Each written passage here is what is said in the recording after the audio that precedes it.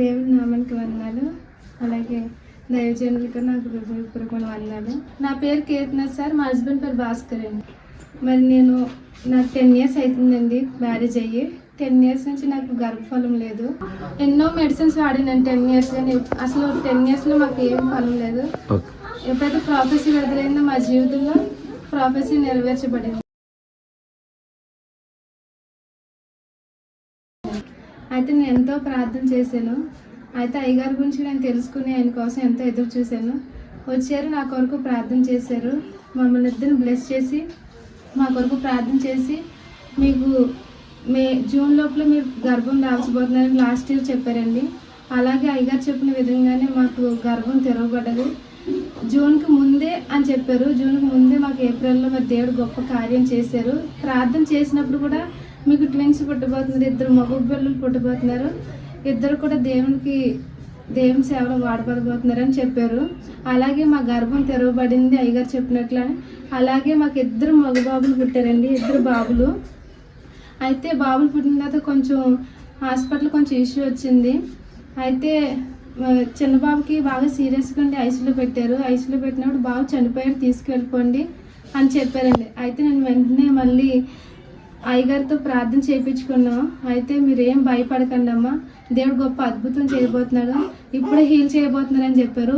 అయితే డాక్టర్లు అయితే చనిపోయారు, తీసుకువెళ్ళిపోండి బాబునాన్ని మా చేతులకి ఇచ్చేసారండి. ఇచ్చేస్తే మేము ఎప్పుడైతే ప్రార్థన చేసుకున్నామో, ఎప్పుడైతే అయ్యగారు మా కొరకు ప్రార్థన చేశారు, రిపోర్ట్లన్నీ నార్మల్ ఇవ్వబోతున్నారు దేవుడు అని చెప్పారు. అలాగే నాకు ఈ బాబు విషయంలో మీరు రేపు మీరు వార్త వినబోతున్నారమ్మా అని చెప్పారండి. అలాగే డాక్టర్లు అయితే చనిపోయిన బాబుని తీసుకువెళ్ళిపోయిన బాబుని ఆ నైట్ ప్రార్థనలో దేవుడు ఎంతో స్వస్థపరిచి మరి ఈరోజు 2 ఎత్తుకునేంత కృపను దేవుడు మాకు అనుగ్రహించాడండి. చనిపోయాడు అని చెప్పి కానీ మేము ఎంతో బాధపడిపోయామండి. బాధపడిపోయిన దేవుడు నిజంగా గొప్ప మిరాకిల్ మా జీవితం చేశారు. నువ్వు అయ్యగారు ప్రార్థన చేసి ఒకటే చెప్పారు, భయపడకమ్మా, దేవుడు మిరాకిల్ చేయబోతున్నాడు, ఇప్పుడే స్వస్థత ఇవ్వబోతున్నాడు అని చెప్పి పేరు పెట్టి మరీ పిలిచారండి. మైకిల్ అని పేరు పెట్టారు చిన్న బాబుకి. చెప్పారు ఈరోజు 2 ఎత్తుకునేంత గొప్ప సాక్షులుగా మేము నిలబడినంటే కేవలం దేవుని కృప. అయ్యగారు మా పట్ల చెప్పిన ప్రవచనం కూడా నెరవేర్చబడిందండి. 10 years తర్వాత మేము అసలు మా గర్భం తెరవబడుతుందని ఎంతో భయపడ్డామండి. అందరూ మమ్మల్ని గొడ్డోలు అన్నారు. ఎందుకు మీరు మాకు ఇల్లు ఉందండి, గృహం కట్టుకున్నాం, మీరు ఎందుకు ఎంత పెద్ద ఇల్లు కట్టుకున్నారు, ఎందుకు ఎంత ఇల్లు కట్టుకున్నారు అన్నారు. కానీ అందరూ అనేటప్పటికి మాకు బాధేసేది, పిల్లలు లేరు, ఎందుకు ఎంత ఇల్లు అని.